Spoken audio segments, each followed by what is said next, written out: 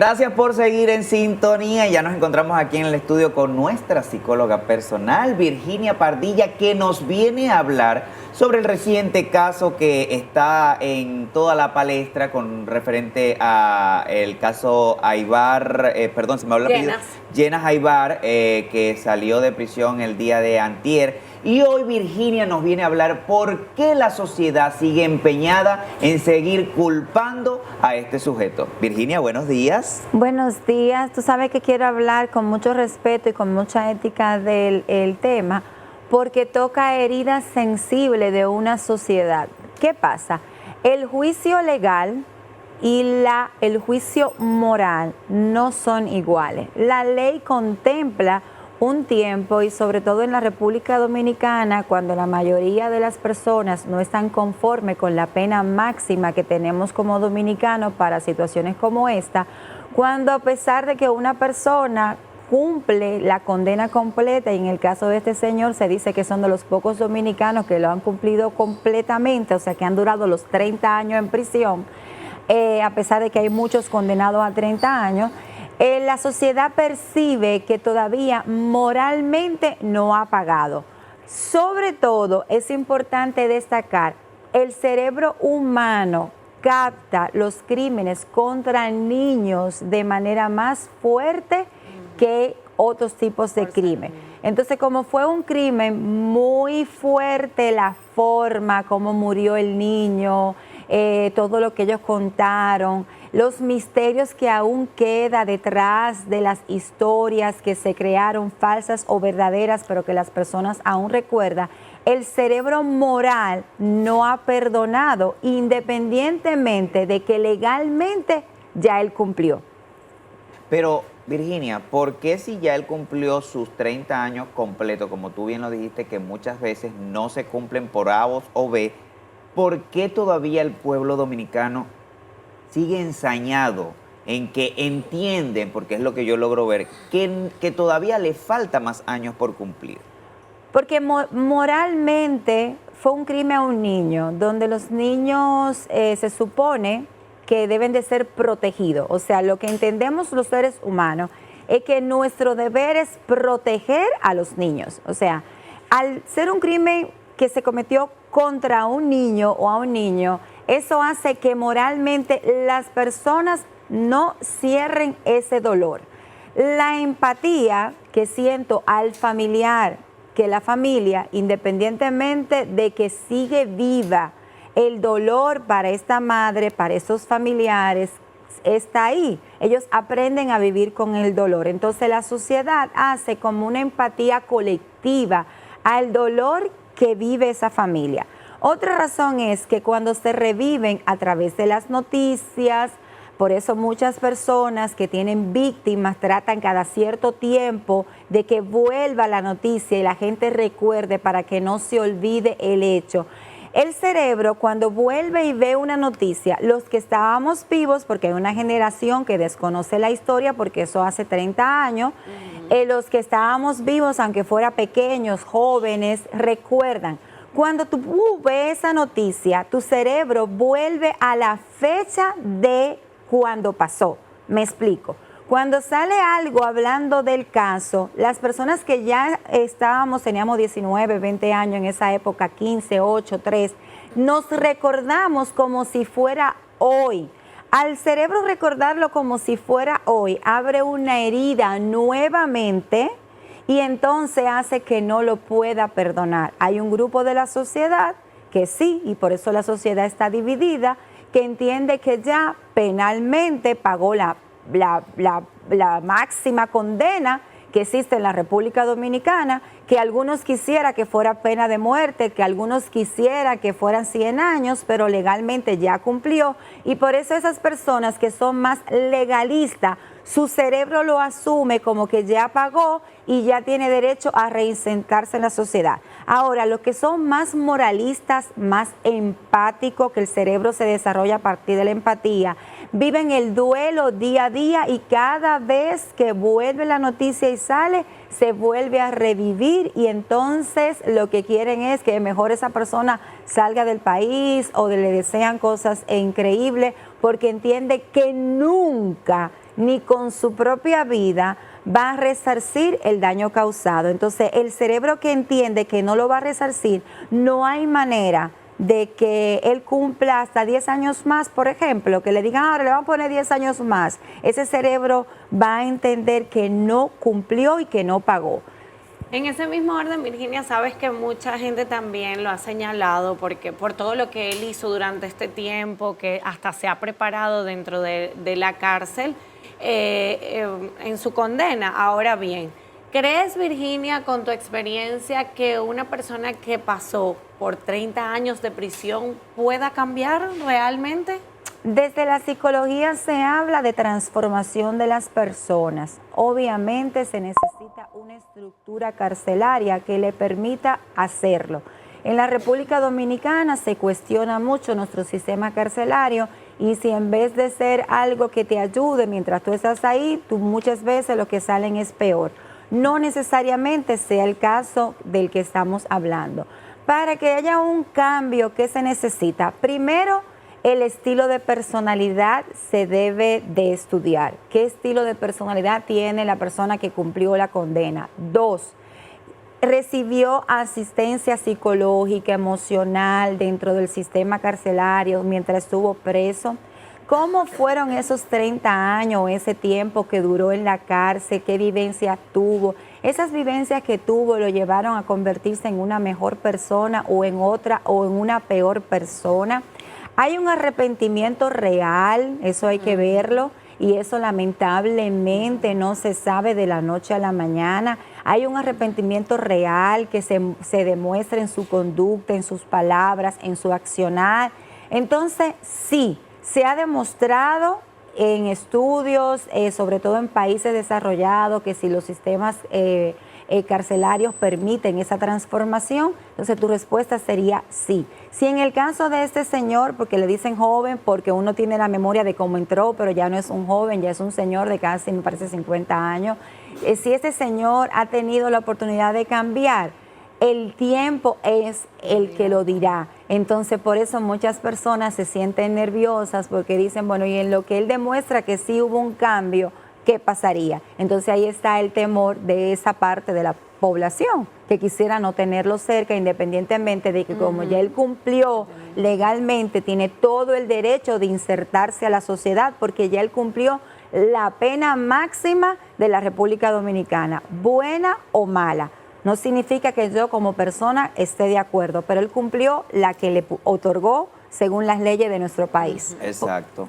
Virginia, con respecto a la reinserción de este señor a la sociedad, ¿cómo le va a afectar a él psicológicamente? Porque yo creo que está de más decir el repudio que va a tener socialmente, públicamente, porque tú sabes que si algo tiene República Dominicana, que cuando no acepta algo, lo repudia y lo puede hacer públicamente sin ningún problema.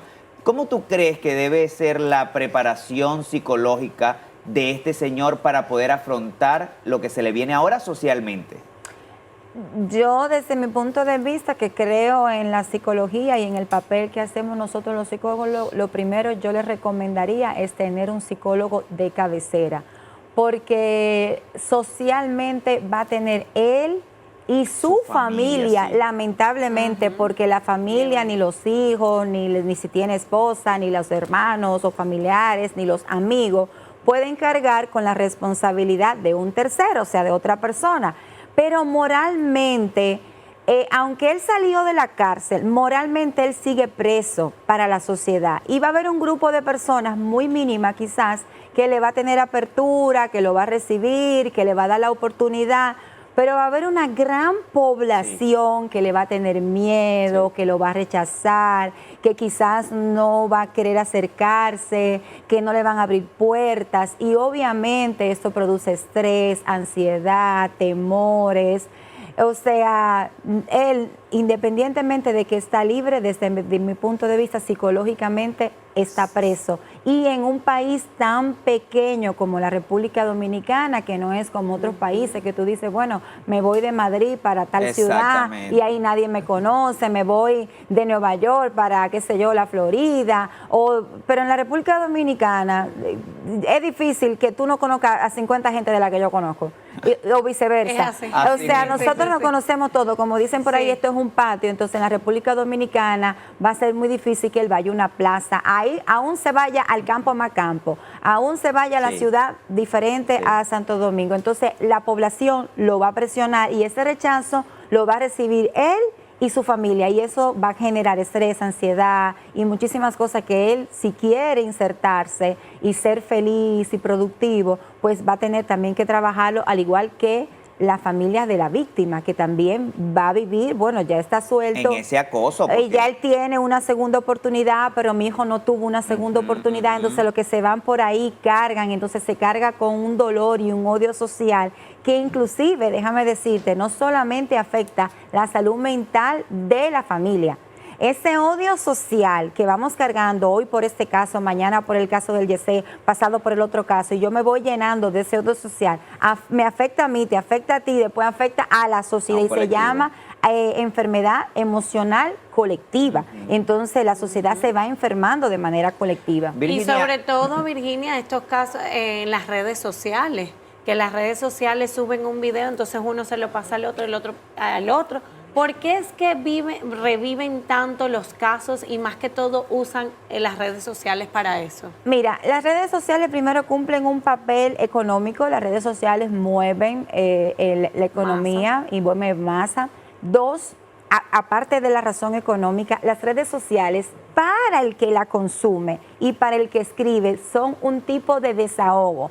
Cuando una persona escribe su opinión sobre un caso en una red social, se siente como que ya mi voz ha sido escuchada. Independientemente, nada más, quizás nadie ni lo lee, a veces no lo leen ni las mismas personas dueños de la X red. Pero cuando escribe es como una forma de desahogo. Escribí mi postura, escribí mi posición y yo psicológicamente siento que le hablé al país, aunque nadie lea. Entonces las redes sociales hacen como ese efecto de catarsis, de desahogo, y por eso ha pegado tanto y el algoritmo lo sabe y está generando riquezas y recursos a partir de que la población se desahoga y hace esa catarsis a través de las diferentes plataformas de diferentes medios. Virginia, ¿qué efecto tienen en los niños y adolescentes este tipo de noticias tan perturbadoras? Mira, sabe que la mayoría de los niños y adolescentes no vivieron ese tema, lo conocen porque obviamente sus padres lo van contando, las noticias lo van contando, y se necesita que los padres supervisen cómo están viendo, porque así como hay noticias que han sido respetuosas, hay otras que tienen mucho morbo detrás. Entonces hay que supervisar qué información tiene el niño o el adolescente, porque puede sentir que está viviendo en un mundo de inseguridad, de miedos, de temores. Inclusive los padres pueden ahora ser más sobreprotectores, tener más cuidado, una cosa para que su hijo no sufra algo parecido, y el adolescente y el niño puede tener miedo, ansiedad, angustia de que a él o a ella le pase lo mismo que le pasó en el caso que se está debatiendo. Ahora bien, Virginia, ¿por qué la sociedad tiene tantas opiniones divididas? Porque es que de repente, por lo menos nosotros tocamos ese tema en estos días en noticias, pero Josué tiene una forma de pensar que obviamente pensamos diferente, pero ¿por qué hay tanta división con este caso o con estos casos que son así? Mira, primero, en este caso particular, siempre van a haber en todos los casos pensamientos diferentes que van a venir de la capacidad de cada ser humano, de empatía, de resiliencia, de la aceptación, de la comprensión, del dolor del otro.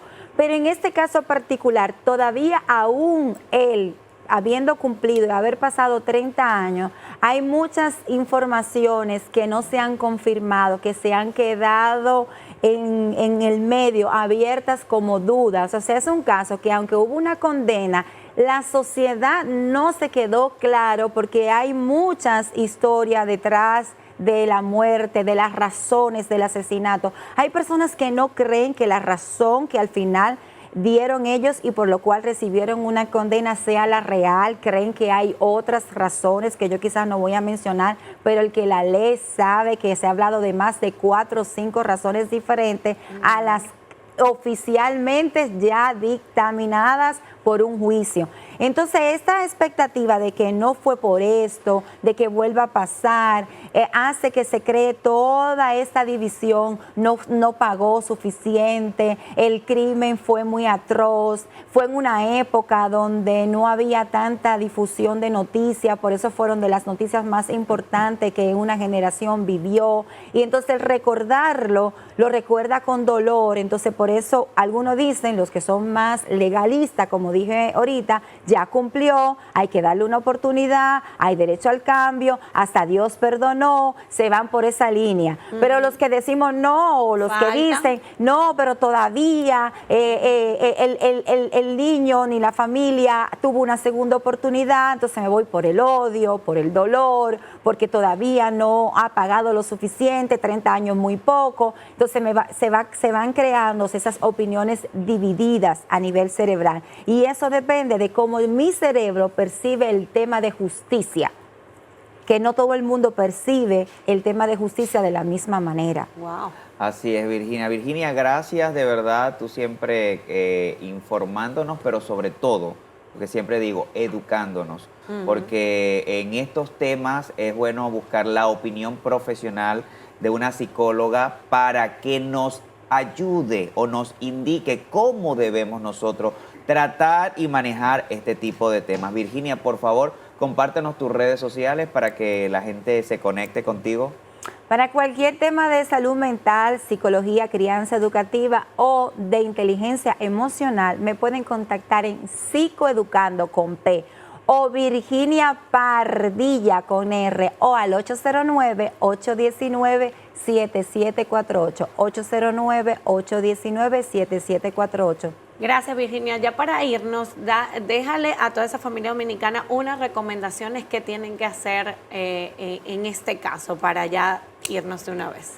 Entender el dolor, y entiendo el dolor que se siente, pero tratar de hacer un filtro de qué informaciones consumo, cuántas veces la consumo, porque también llenarme de odio, llenarme de falta de perdón, manejar tanto estrés no es bueno. Buscar la información sin morbo y aprender a aceptar lo que no puedo cambiar, de tal manera que no se afecte tu salud emocional. No quiere decir que se perdone, porque a veces el perdón no es olvidar, pero sí no vivirlo con el dolor constante. Revivir todos los días lo mismo puede revictimizar tanto a la víctima como a ti mismo. Entonces hay que saber cómo consumir noticias como esta, hasta qué punto, cuántas al día y cómo aprender a manejarlas.